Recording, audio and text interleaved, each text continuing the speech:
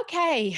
All right. So, yeah, I'm really excited about tonight being my night. I love this format. I love the fact that we are doing this co-facilitation and that every week we've got a different focus point and all that sort of stuff. So it's been really fun to see how it all blends in together and how everybody complements each other.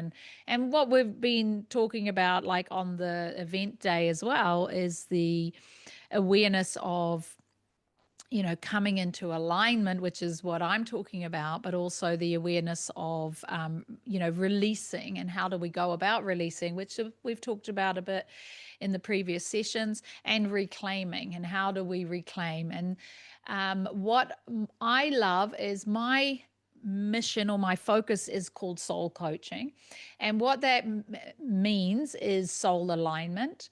And how I do that is through several pillars of focus. So the physical is a big part of it. And we've looked a little bit at that, at the physical, some aspects of the physical in the last 2 weeks as well, which is great. Mindset is a big part of soul alignment, and energetics as well.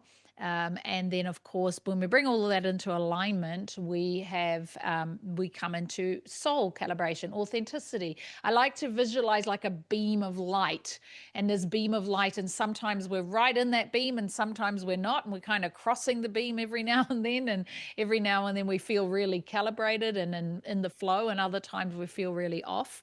So, what one thing that I have as a non-negotiable in my life, but also in all the teachings that I share, is meditation. And what I wanted to talk about today a little bit and share a little bit today is a take on how meditation obviously leads to soul alignment, but also how these different pillars and bringing all of these aspects of selves uh, into alignment with each other can bring us into like the optimal state of being. And I have this way of sharing it. I really like this kind of analogy that I'm going to share with you tonight, because it's kind of fun as well. It's a fun way to approach this concept. So, have you heard of the koshas in yogic teachings? Okay, Nope. great. That makes my presentation even more fun, because then you don't have a preconceived idea of what I'm talking about. So I'm going to talk about the koshas today. I'm going to talk about it in two different ways. So one of the reasons why I like to share this, because it really does align with the pillars and things like that, and it's from the yogic teachings. The koshas means sheaths. So it means sheaths, bodies, or bodies. So in yoga, in the yogic teachings, we would say we have five main bodies. So we have like the physical body, we have the energetic or the pranic body, we have the mental emotional body, we have the intuitive body, and then we have our soul body, or our bliss body. And what I'm going to share today is we're going to have a little look at each of those bodies first from the more traditional standpoint. And then I'm going to flip that a little bit to really give us an understanding of like, how does this relate to coming into alignment with ourselves. And it's a fun way to kind of approach this concept, and also why it's relevant. So I also love a good presentation. I know that when we had Karen's session, she's like, I like doing a good presentation, and we both use Gamma. So I was like, oh, me too. Gamma is so great. It just you can just watch it create your creation and your amazing presentation just like that. Okay, so here we are. You can see that, can you? Can you see that? Yeah. Okay, Yep. cool. So what we're going to be talking about just briefly is I'm going to share with you the five koshas, or the layers of human existence. And like I said, it's an ancient yogic model. And you want to kind of imagine, like, I really like the analogy of the Russian dolls. You know those Russian dolls, you just keep taking layers and layers away, and then there's another one and another one and another one. So it's kind of that feeling, that concept of layers of awareness. So what we in yogic teaching, we talk about the Annamaya Kosha, and the Annamaya Kosha is also known as the food body. So you want to imagine that as your physical, tangible meat suit. Okay, Mm. so that is like the muscles and the bones and everything, the physical, right? The physical, tangible, protein, meaty body. That's the Annamaya Kosha, or the physical body, or literally they call it the food body. The next layer of the koshas is the prana maya kosha. Now, you would have heard of the word prana before. So prana is life force, or the bioplasmic field, or the energetic body. The prana is what animates the body. It's the life force. It's what brings in the animation. Like once a person passes, when the prana leaves the body, there's just the meat suit left behind, right? So it's the prana that actually brings life into the body. So that animates, it's the energy body. And we all really aware of prana, and like like we use that terminology. Sometimes it's like an environment can really boost our pranic field, like when you're going on the beach or you're going through a bushwalk, and there's this sense of feeling full of vitality. And that's because the prana is you boosting your pranic field, you're boosting your prana, your vitality in certain areas. But the opposite is also true. You can be in, I find particularly challenging to be in a mall for any length of time, because after a while your prana gets completely depleted. I feel completely, yeah. And so, and that is literally your life force, like, or sometimes certain environment, oh my God, this is draining the life out of me, right? Which is literally your pranic field is depleting. So it literally is draining the life out of you. Then we go into the Mano Maya Kosha, which is the mental emotional body. And what I find really fascinating is that we can test brain frequency. We know that if you put a brain map cap on, you can see activity of the brain. You can see the brain in action. So when you're having thoughts and things like that, you can see the electrical activity of the brain.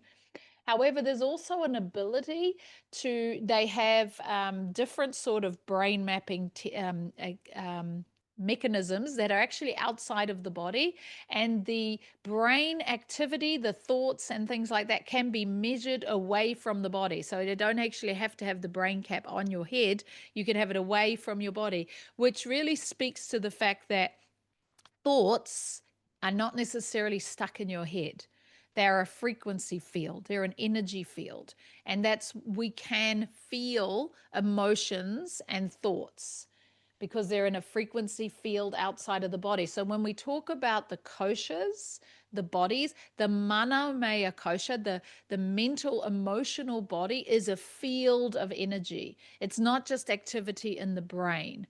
So sometimes when we think about seeing brain activity and somebody's having a thought and there's electrical sparks going in through the brain, the actual brain field, the mental emotional field, is actually outside of the body. That's why we can feel, especially when we're close to somebody, can feel that they're thinking something or the quality of their thoughts.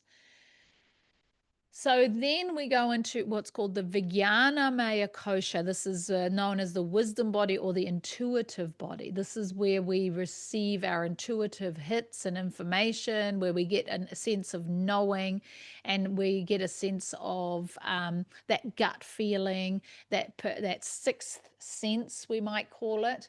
When you just got your spidey senses on, and that is more from that wisdom phase, or the wisdom body, or the intuitive body. And then we come to the Ananda. The word Ananda means bliss. Ananda Maya Kosha, which is the bliss body. The essence, the soul self. So this is where we have that expanded soul awareness. Now it goes on a little bit more when we understand more about the fact that we are a soul, but we're also part of a larger soul awareness where we also have an oversoul. However, we're just speaking at the moment from this temporary life experience, and we have this soul blueprint, this soul awareness. So that is the Anandamaya kosha of this experience. So right now we are sitting here with the physical body, with an energetic field, with a mental, emotional body, with an intuitive body, and with a higher self soul body. So, does that land a little bit of just understanding? Like, I know I'm just sort of jumping in the deep end because I want to take it to the next aspect of that. But does that kind of, can you get a bit of a visual for that of like those Yeah. layers of awareness? And obviously, we're speaking frequency, right? So we're speaking energy because even our physical body is a vibrating field. However, as we go into those expanded layers of consciousness, or energy, the frequency is higher and higher and higher. Yes. Okay. Yeah. On your presentation too, what I really liked there, Wendy, is indication as well of how to know when it's blocked. Right. Yeah. Yeah. Exactly. That actually made it line up for me a bit better too. Yeah, and we'll come Sometimes, back round to that yeah, as well, because why I wanted to lay that down as a foundation of understanding, because obviously we could go very much into the deeper traditional understanding, and each one of those koshas is a deep dive study on its own. You know, we can look at any one of those fields and really expand into it. However, for me, I really wanted to share today the concept of it and what that and how we can sort of play around with that on a day-to-day basis and understand ourselves from a different perspective. So I'm going to share the presentation again, but then from a different perspective. So one fun awareness that I like to consider is that if we were one of the reasons I feel it's important to have our meditation daily. And do you both meditate? I do, but not daily. Okay. All right. Oh, well, after this, you might. Yeah, yeah. just have a occasional somebody will have a fitting one, or I'll be on a course, or I'll see something. So for me, it's very spontaneous. Yeah. I typically struggle to find time as well Right. as just quiet. You know, often when I am alone at home, I'm doing other things, and then I think, oh yeah. So no, I don't do it often enough. Yep. I have a very busy mind, getting better these days, but Good, good. um, quite what's the word? It's been described as a little bit ADD, where, for instance, if somebody's doing a presentation, I'll quite often be the one who's doodling or looking elsewhere. And that's how I concentrate on what they're saying. Because if I look at them, I'll be thinking, gosh, I haven't seen them wear those glasses before. They might be new. Yeah, yeah. And then I'm away, Yeah. gone, Yeah. Yeah. you know? So quite often I find if I try and sit down and meditate, I actually go off elsewhere.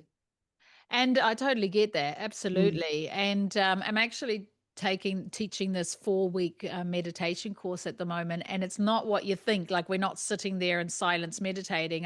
Every week it's all about education. So the first week we did around the brain and brain frequency. And last week we did nervous system. Next week we're doing breath. And then we're doing the energetics. But once you have an understanding about how this thing works, it Mm. really helps to know the mechanisms of it, and so, like, what I'm going to share with you shortly is it really helps with that idea. Is if you imagine that this physical body, right, is the reason you're here on earth right now, having this incarnation. So imagine that you are running a business. So the way I'm going to share this with you is, imagine a business. Now, in a business, there are different departments, right? And those different departments have roles.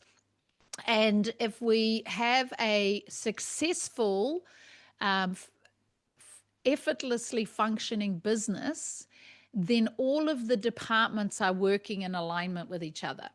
And so one of the reasons that I say all the time about meditation is like, and to approach it in a way that it doesn't have to look like what you think. Because one thing that I'm really passionate about is sharing meditation from the perspective of, I should probably call it meditation for ADHD, because it is about understanding that most of the time people get introduced to meditation from a perspective of maybe a more of a Buddhist way or a mindfulness way, just observing the breath or repeating a mantra, and just, sit there for the next 20 minutes, repeat this mantra, and every time your mind wanders, just come back to repeating the mantra. And I did start in meditation that way, and I was just tortured. It was torture, and I actually found it harder and harder to do. And I started to think there's something wrong with me, there's something wrong with my mind. My mind just doesn't work that way. But I have learned on my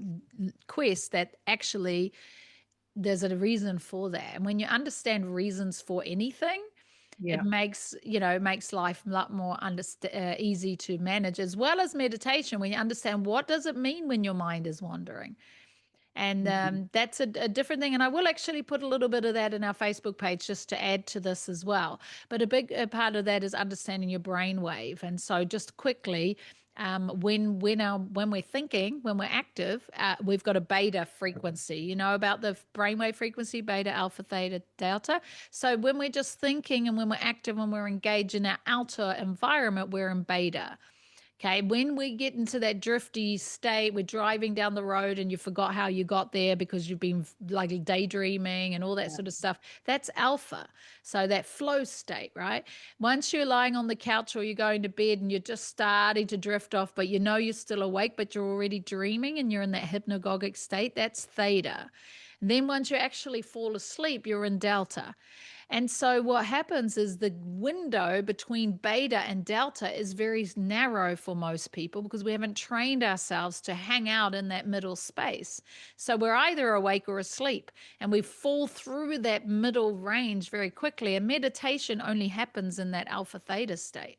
So when we can know what state, brain frequency state we're in. So the minute we're distracted, when we're scratching, when we're listening to all that stuff, we're just in beta, and you're never ever going to meditate in beta. You're just going to sit there in beta. You might have your eyes closed and outside look like you're meditating, but inside you're not in a state of meditation.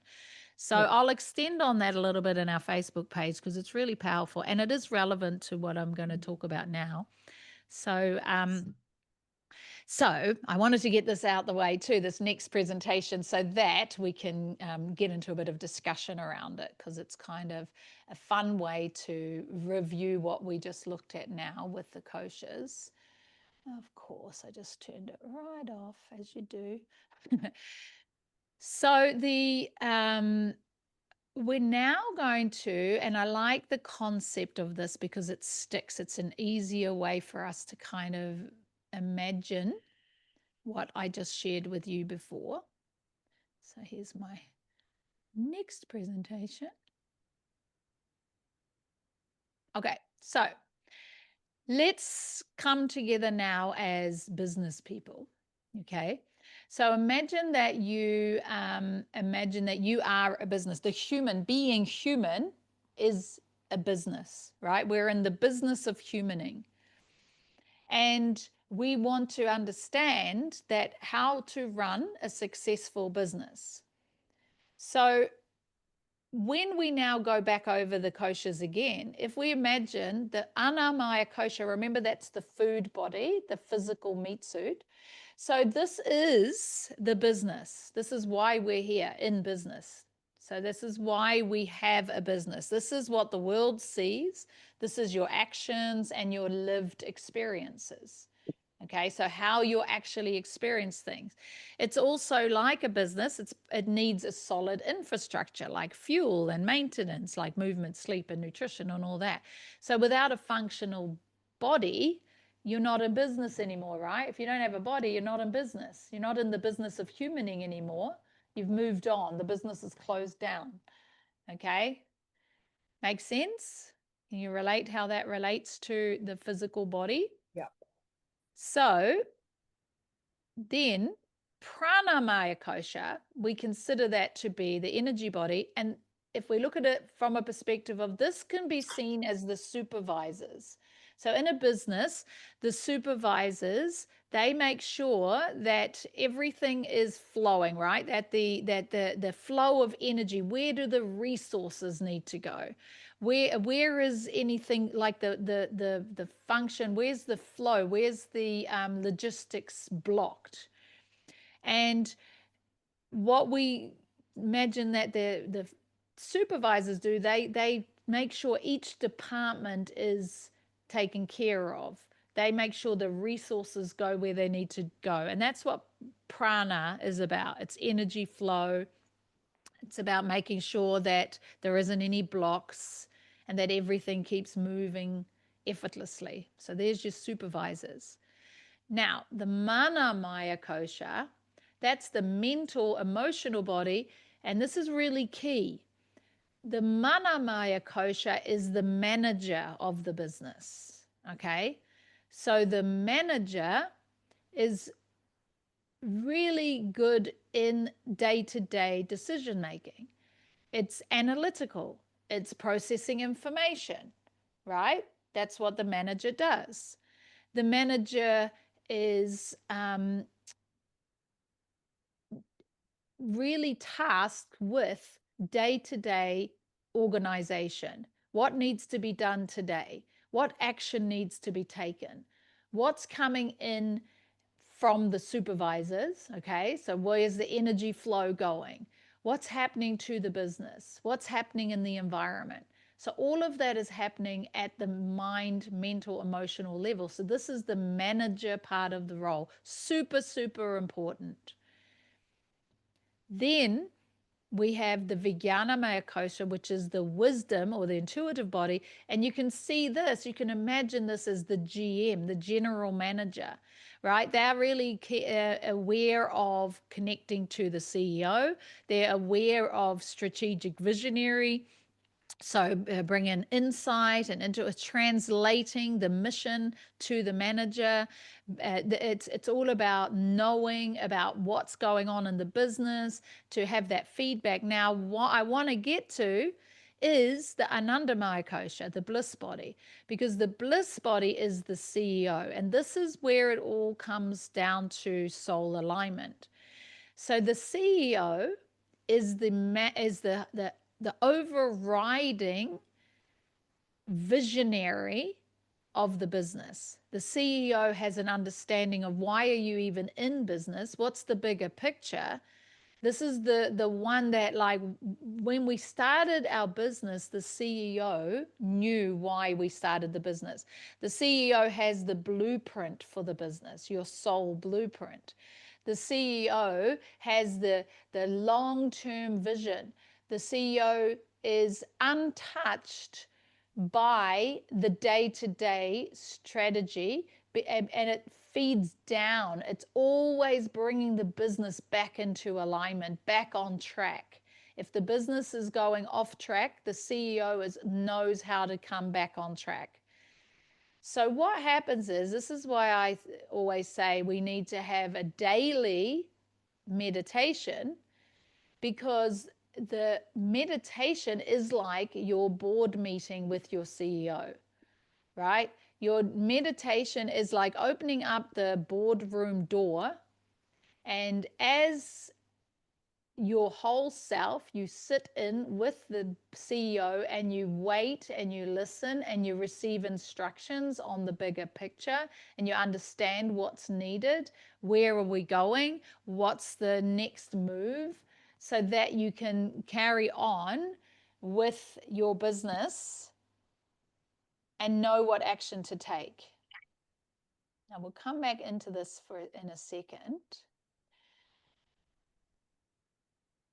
So what I want you to kind of land with this is, how many of us are forgetting to have board meetings, forgetting that we have a CEO and a GM, and many, many people have their manager, right, running the whole business.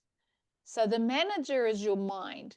And the manager is designed to deal with what's ahead of me now, what is here happening now, what is reacting to each moment and each experience.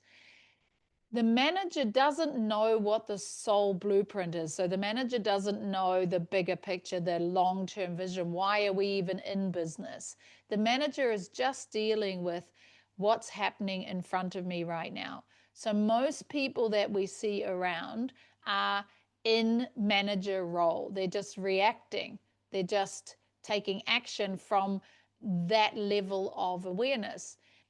And so it's always going to be going around in circles. We can't move forward with an awareness of listening to the intuition and having our daily check-in with our CEO.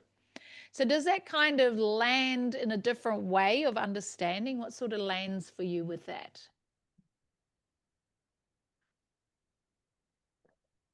Well, that makes total sense.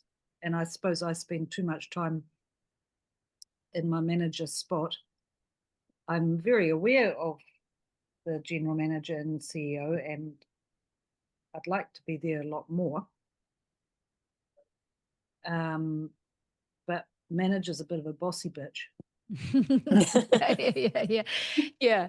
Which is great because, you know, don't we want a manager who's assertive and who gets their shit done and like takes action and stuff like that, right? We want a manager like that.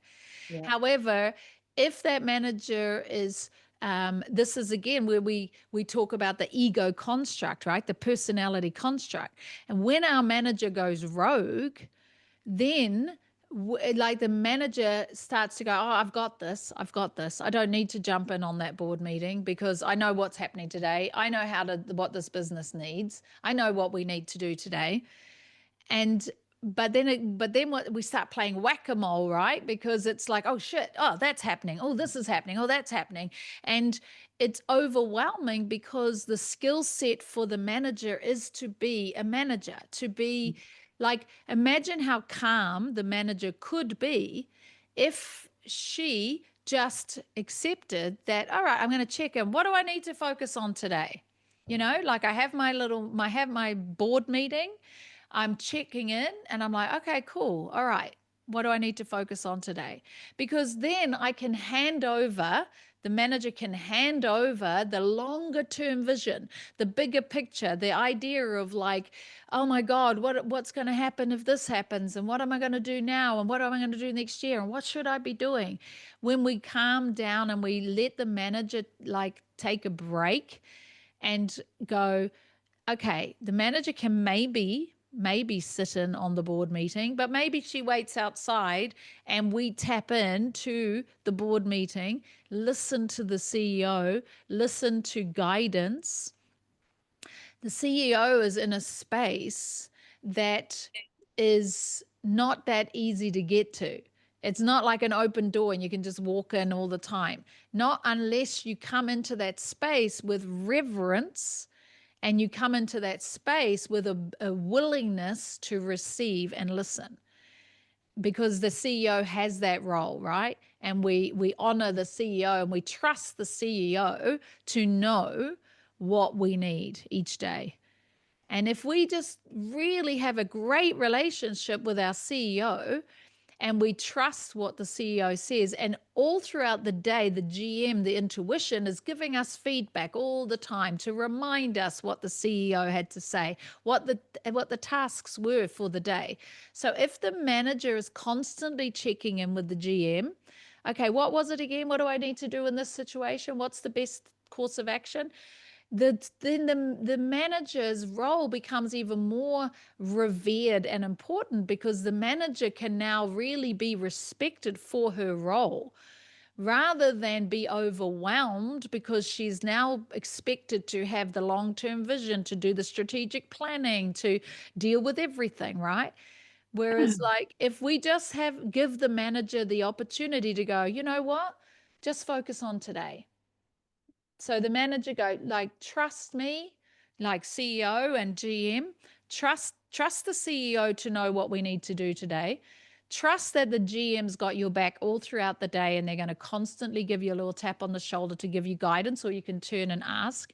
And then because generally we're in manager role most of the time. So if we could just get on with our day and trust that, and just check in every now and then, have the supervisors got enough resources, or are we running on empty? Sometimes we're running on empty because out of all of those 5 roles, the manager often has the biggest role, and everything is down to the manager.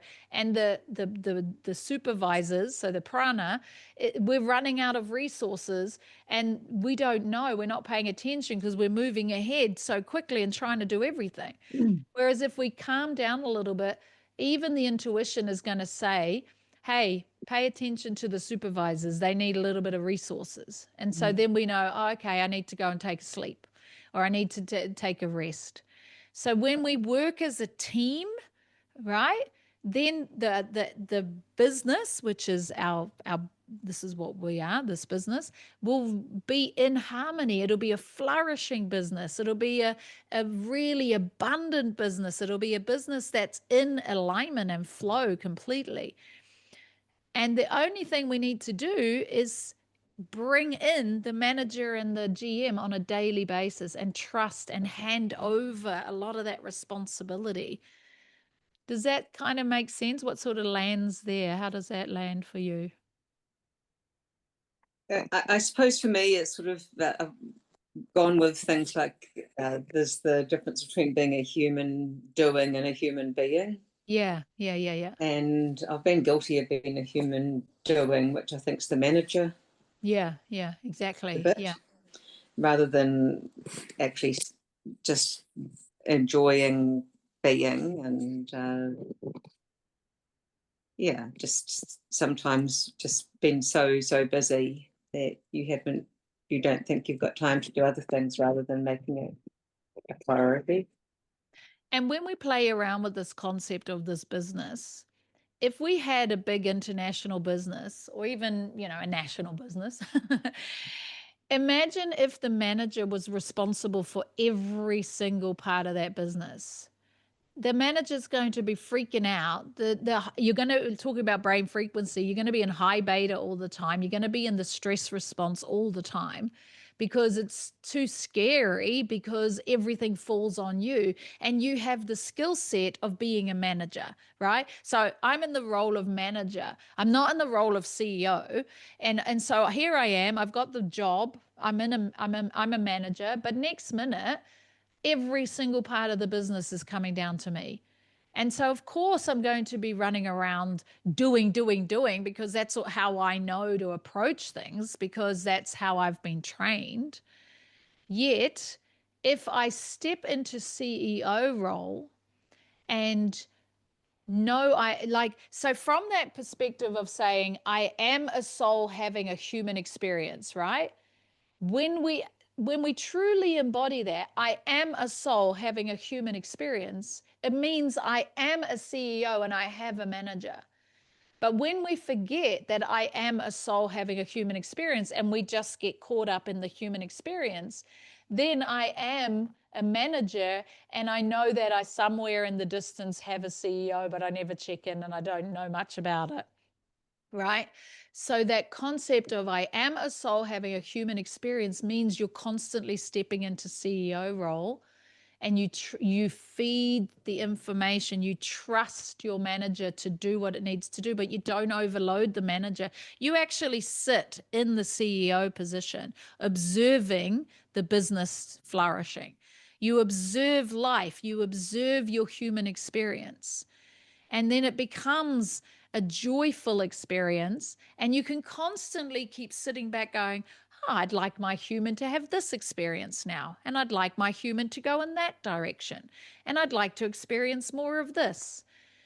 And I have a manager, that means I can experience those things. But when the manager is in the driver's seat, we never come off that position. We're just going around and round and round and round in circles, because all we're doing is trying to keep the business above, from going bankrupt. And we get stuck in that role, and we can't get out of it. Does that make sense? Yeah. Yeah, I think that's what I was sort of thinking before. I'm aware of my CEO and general manager, but bossy manager keeps taking over. And I used to be in the corporate environment, and I'm just sitting here thinking, at one stage I was a contact center manager, and so I had above me a general manager, then a department manager, and then the CEO. And I had a really good relationship with my upline, to the point where CEO Simon, I could walk past his office and just pop in and say hi. Yeah. And there was a lot of respect, but there was also a lot of fun. And I just knew that they had my back, Wonderful. so I knew I could go to them if I needed to, but they checked in on me. At the same time, they always said, it's your business, you run it the way you want to run it. It's so good. So if I imagine myself as that, Yeah, what a great analogy. because it also went to shit when my next line up, so what was he? He was, yeah, just the next one up. He left, and the lady who took over, she decided she wanted to run it all. Ah, right. Yeah, yeah. She wouldn't let me do my part. So what's interesting about that, if we were to use this as an analogy, is that when she came into that role, she was actually managing instead of GMing. So Yeah. she was actually not stepping into the role as GM, which is the intuitive, right? She was actually stepping into the role as manager, but in the wrong position. So there Yeah. was like, and so when we look at that in our own life, and I like the analogy, and like you said, when it flowed and they had my back, but they let me do my thing, that's it. Because Perfect. Yeah. the humaning part of our life existence is the main part, right? That is why we're in business. Like we're here to human. And so that is why we're here. That is what we're up to. And so the manager, like the CEO is like, just kind of hanging out in his office, dreaming about everything that's possible, right? And making sure that they're always holding the vision for the bigger picture. But the CEO is not on the floor making sure the arms are moving or making sure that the resources are where they're meant to be or anything else. That's the job. If everybody's in their role, it's a really functional, harmonious business. And I like the way you shared that, because that's a similar thing. As the human, as the mind, as the personality construct, you have that constant flow. You can walk past the door of the CEO and the GM anytime. And so we could close our eyes right now and go, hang on, I'm just going to do a check-in. Can I just ask for a second? Hi, CEO. Can I just ask for a second? What should I do here now? And maybe we won't get straight into the CEO, but we will get the GM, which is our intuition. We're going to get that hit, that knowing, that gut feeling, that awareness, that subtle yes, that subtle no. We all have it. We all know it. And it's just a matter of having better communication with your upline and letting and trusting and handing over some of the responsibility and just like take care of the mind. So take care of the manager, only give the manager what it needs.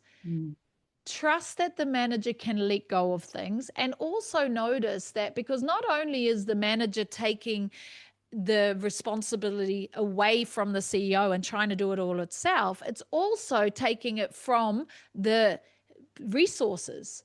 So it sucks the resources out of the business, because the manager role is so energy and resource consuming. When we're in our thinking, and the doing and the stressing and all that, it's consuming the resources that could go to the physical body, right? Which is our body. So we get exhausted, we're drained, we might not be well. So the physical body as the business could implode because we haven't got enough resources to keep it functioning optimally. So while the manager is wonderful, we love our managers, we've got to keep them in check. Yeah. because they could like be the reason why we succeed or the reason why we don't. Mm. So it comes down to being trusted, but also trusting and delegating, Yeah. knowing when to delegate.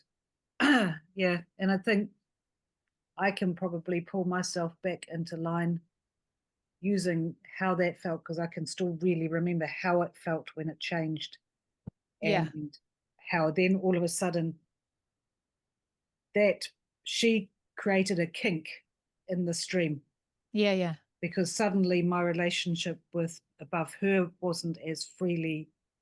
Yeah. There was a Hey, block in yeah. the So communication. she Yeah. blocked me. She Yeah. didn't want to give me any control. Like, she even took my company credit card. So when I wanted to take my team out for coffee, I had to go and ask her, Right. Yeah. Yeah. Yeah. total narcissistic control freak. But I also noticed that because of my stress levels, my team, Yeah. That's the right. Yeah. connection between The my team and resources I, were yeah, yeah, exactly. and my supervisors, there was, the kink, it created a ripple all the way Yeah, down. that's right. So Mm. the manager, so we quite often look at our ego, our personality construct, our mind as the baddie, right? We're always like, oh yeah, I've got to overcome my ego, or oh my God, I think too much and things like that. But it's actually not the manager's fault, because the manager's in this critical role. It's such a critical role, and it can be the turning point to the business. And so, but we can't do it without it. We can't human without a personality construct. Because then we would just have like, okay, we might have a soul and we might have an intuition and we might have a physical body, but we don't have a uniqueness. We don't have this individuality, and we don't have this action as well. So yes, we would be human beings, but we wouldn't be human doings. And we are actually here to take action, to be in that action state as well, but be present of it. And so when we're being human doings, and forgetting that we're human beings, we have to have a blend, and we can't do that without the manager. So it's not about painting the manager, but it's just about taking some responsibility away from the manager and taking some pressure off the manager, and knowing that it's not all on you, on the manager. Yeah. How does that land for you, Susan? Yeah, that makes sense. I mean, I've been in all sorts of different roles in different companies and businesses, and just when you've had somebody that you're in sync with, it makes a huge difference when you trust each other. I've also been in a situation where I've had my own business, and I've so probably been the CEO with the Yeah, the bigger vision. That's a good point too, especially if we're like entrepreneurs, or we're like, as a business owner, you know why you went into business. You had an idea and a vision, right? And you know why you went into business. And you're yeah, constantly being inspired by the next thing and the next thing and the next thing, and and the evolution of your business. it's sort of working on the business, not in the business. Yeah, that's right. That's the CEO role. Exactly. So However, we need to have somebody working in the business as well. Or yeah, sometimes if we've got a small business, we need to take turns working in the business, but that doesn't work if we don't work on the business, So yeah, that's, and so it is a good analogy, because that is why I say some form of board meeting is a non-negotiable. Some form of, it doesn't need to be you sit there chanting for 20 minutes, because every CEO is different. And you may not reach your CEO with 20 minutes of chanting. You might just have your manager sitting there doing 20 minutes of chanting. That doesn't mean you're actually ever connected to your soul alignment. So to really get to a point where we bring the whole koshas, back to koshas, into alignment. And this is why we do physical movement. Like, say, in yoga, what that relates to is we do the yoga postures, partly so that we are physically strong enough and flexible enough to sit.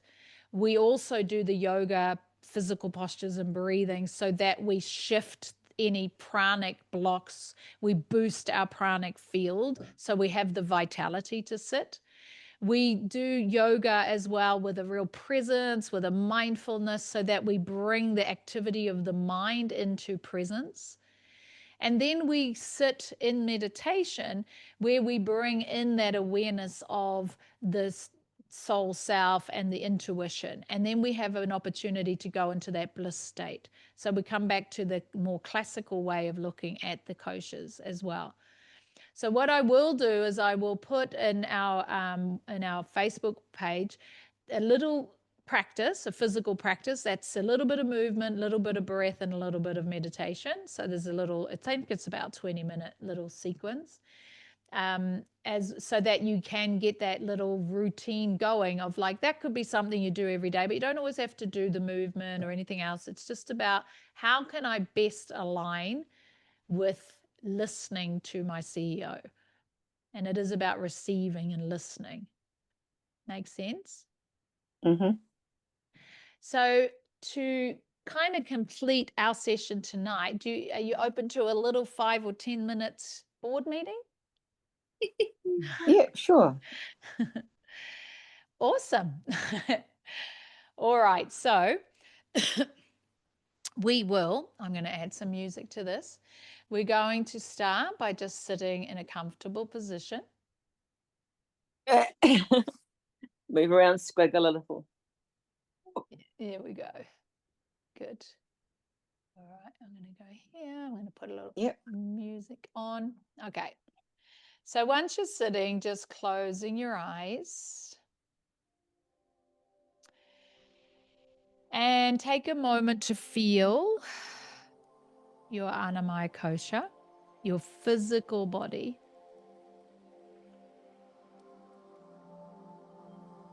Notice your whole body, notice your legs, notice the contact points of your body.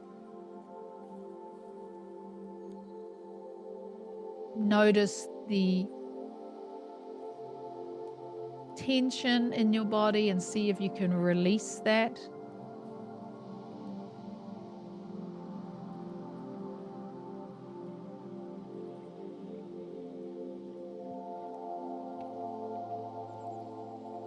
Take a deep breath in, and as you exhale, just slowly, slowly let your whole physical body relax.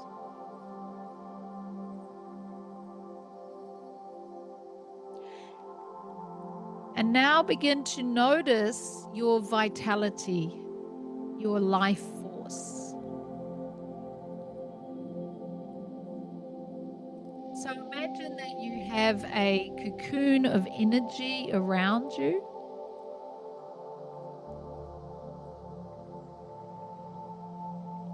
And just notice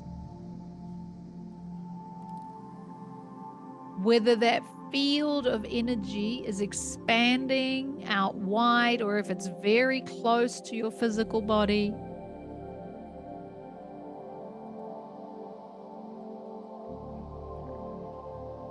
What is your level of vitality like at this moment?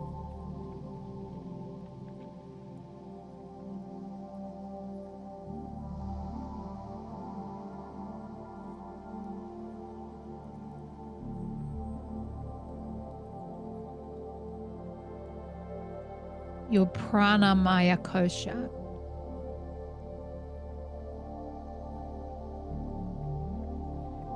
And then pay attention to your thoughts, the quality of your thinking. There may not be a huge amount of activity. Sometimes when we actually focus on it, your thoughts get all shy. But just notice for a moment the quality of your thoughts. Maybe a reflection of the session we've just had.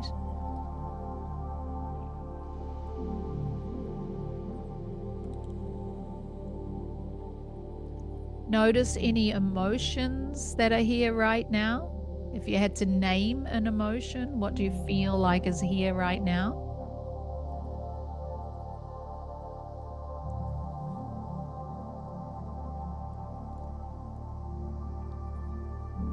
Your Manamaya Kosha.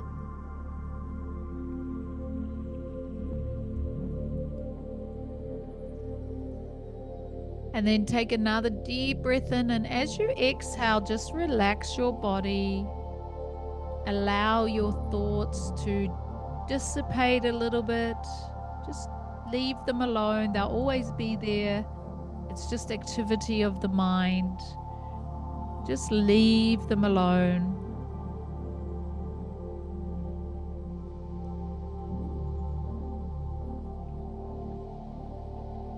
And now drop a little deeper and listen to that still space. Take a few moments to listen to that deeper knowing. That mental activity, that dialogue that goes on in our mind is always there, but there is also a deeper dialogue, a more subtle dialogue. Can you hear and feel and listen to the Vijnana Maya Kosha, your more subtle, intuitive self?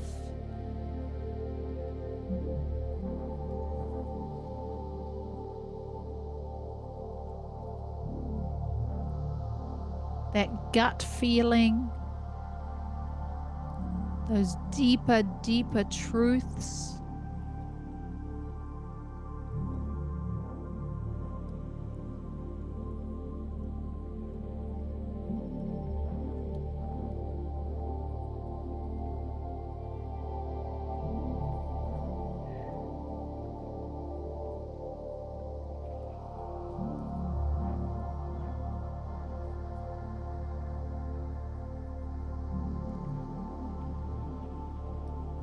And now move your awareness to the center of your head. Take your awareness to the center of your head between your ears. Feel as though you're physically with your eyes looking into the center of your head.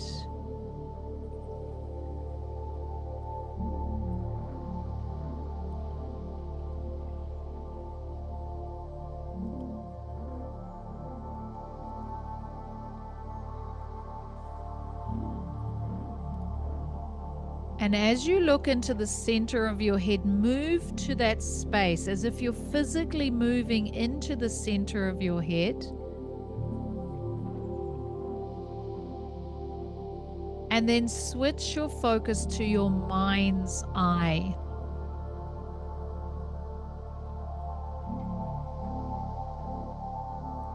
With your mind's eye, begin to observe as if you're looking forward, as if you're looking through a windscreen in front of you. And you're looking to infinite space.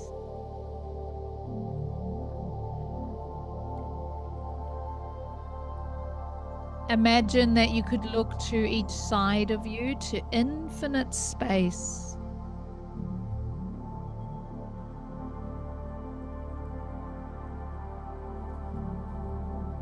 Imagine that you could look behind you to infinite space.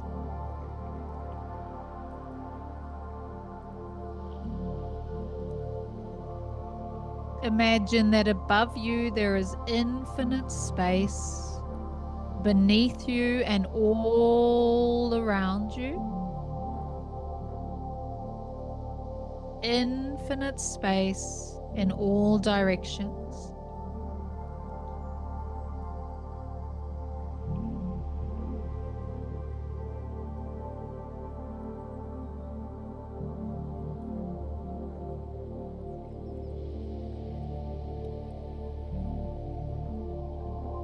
For the next few moments, allow yourself to be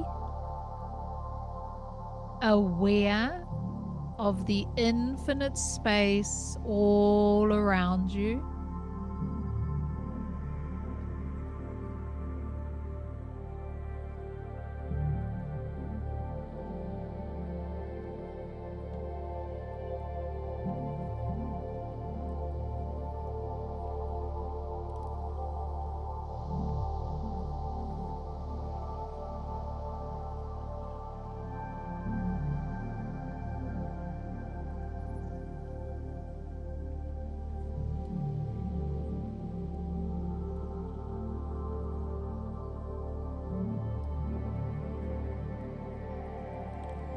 Stay present.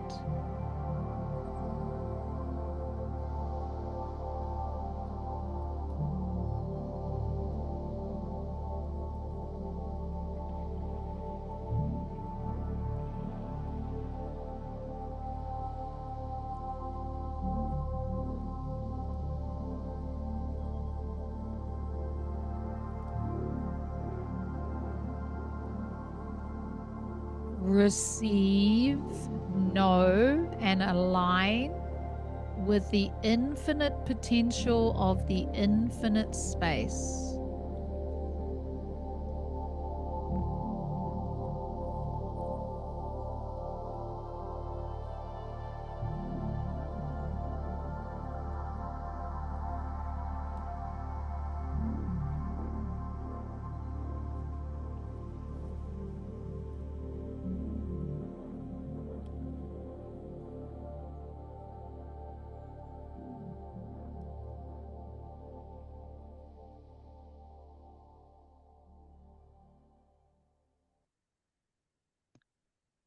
Bring the awareness to the physical body once again, withdrawing the focus from the inner space. Become aware of the physical body. Become aware of the whole body, connecting to the breath. Feel the breath and take a few deep centering and coming back into the space breaths.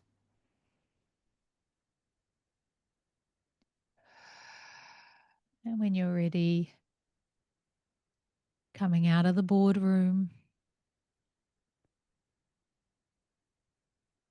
Welcome back. That was about 9 minutes or so. I nearly went to sleep. Very good. Very good that you didn't. Yeah, I was conscious, but I wasn't in my busy mind, which doesn't, not often that happens. And from a meditation perspective, understanding the koshas is really helpful, because when we try to get in the boardroom straight away, it doesn't work, right? We can't bring all the chaos into the boardroom. So we can't bring the restless body and the depleted prana and the overactive mind, all of that into the boardroom. It's not going to happen. We're not going to hear our intuition. We're not going to be present and available to the CEO. So what we need to do is, at the very least, go through a sequence. Be aware of your body, let your body settle. Be aware of your prana, maybe boost your prana a little bit with some breath work. Then once your prana's boosted enough so that you can sit and not fall asleep, when your body's settled enough, understand the mind and still the mind and just allow the mind. Just know that your thoughts are never going to stop, because your thoughts are your mind. Your mind is your brain, your physical brain in action.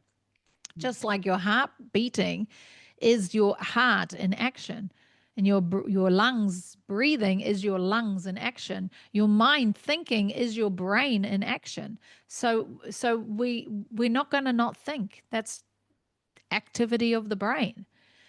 However, we want to just kind of not pay attention. Just like right now, we're not sitting there freaking out that our heart's beating and it's so overwhelmingly consuming. And it's, oh my God, it's still beating. Oh, why won't it stop beating? I got, it's like when we just know that that brain activity is normal, it will always be there, because that's what brains do.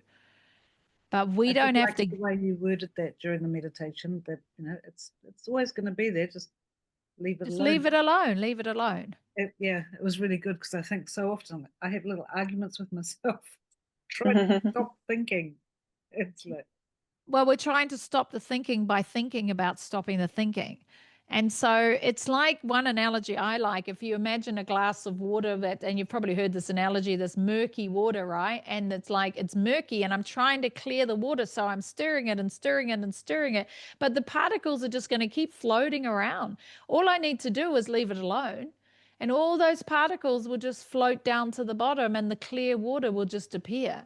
And so what I imagine is when those thoughts are going around is like, don't touch them. Just let them fall to the bottom. Just keep paying attention of the clear water that's there as well. You know, the clarity, the awareness, the presence is there as well. The thoughts are just all the particles floating around.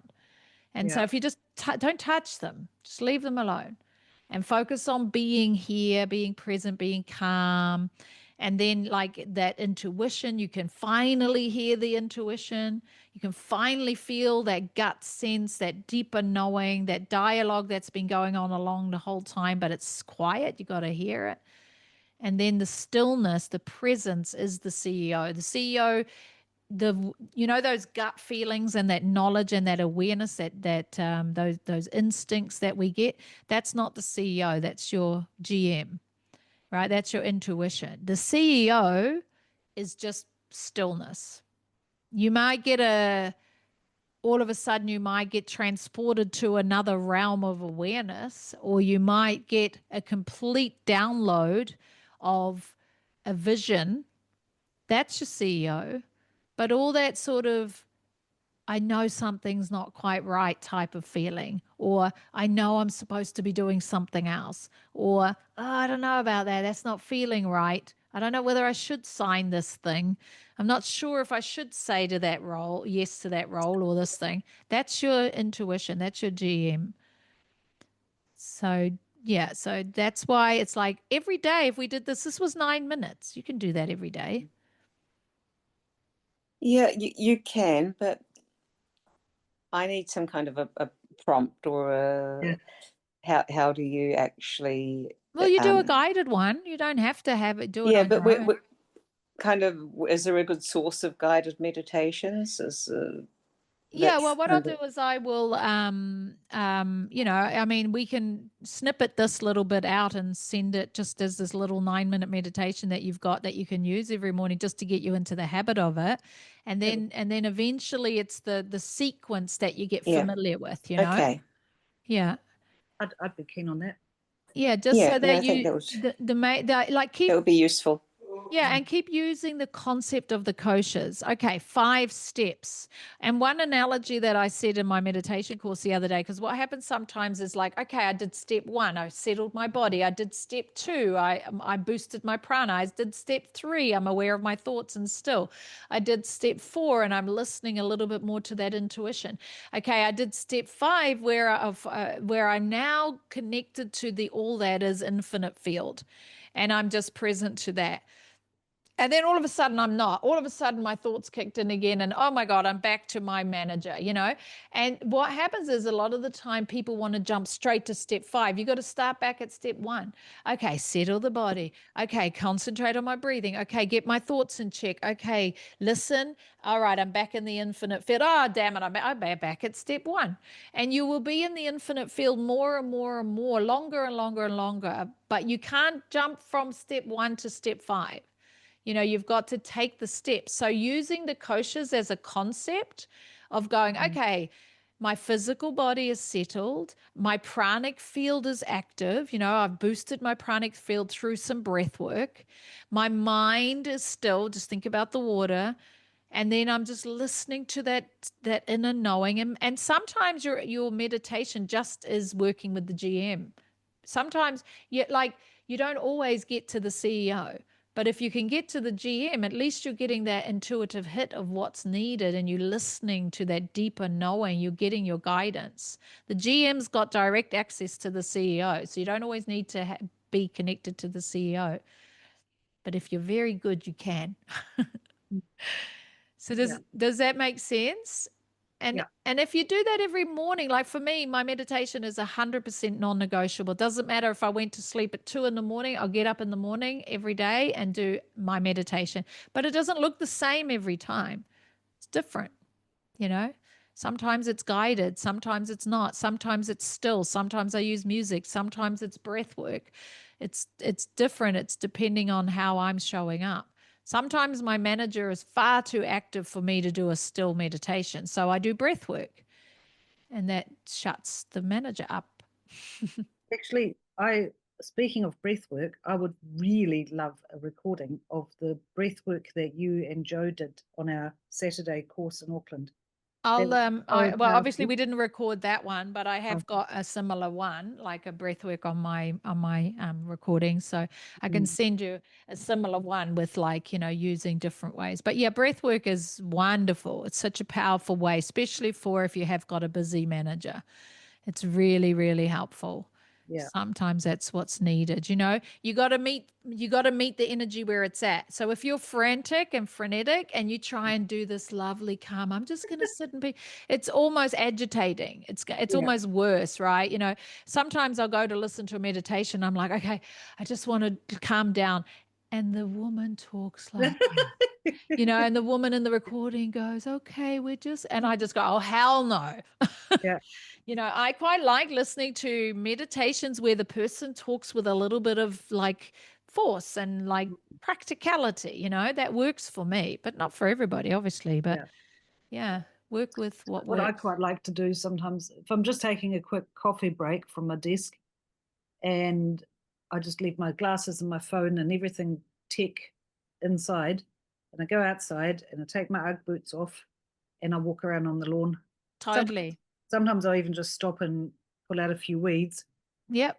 and that's enough to quieten.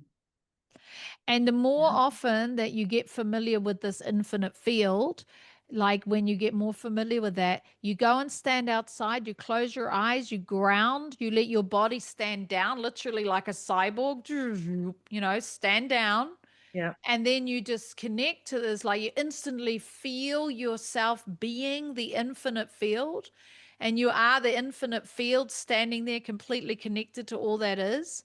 And then you bring it back and you go back to work. And you just go bang, literally bang, just like that. 5 seconds and everything gets recalibrated. That's what being in alignment is. Mm. And this every now and then we're out of alignment. Oh, come back into alignment. You're out of alignment. Come back into alignment. So you just the more that we have that as a regular practice, the easier it is to recalibrate over and over again. You're just rerouting and recalibrating all the time. Mm. Yeah, it's powerful. Yeah. Well, thank you for your presence. Thank you.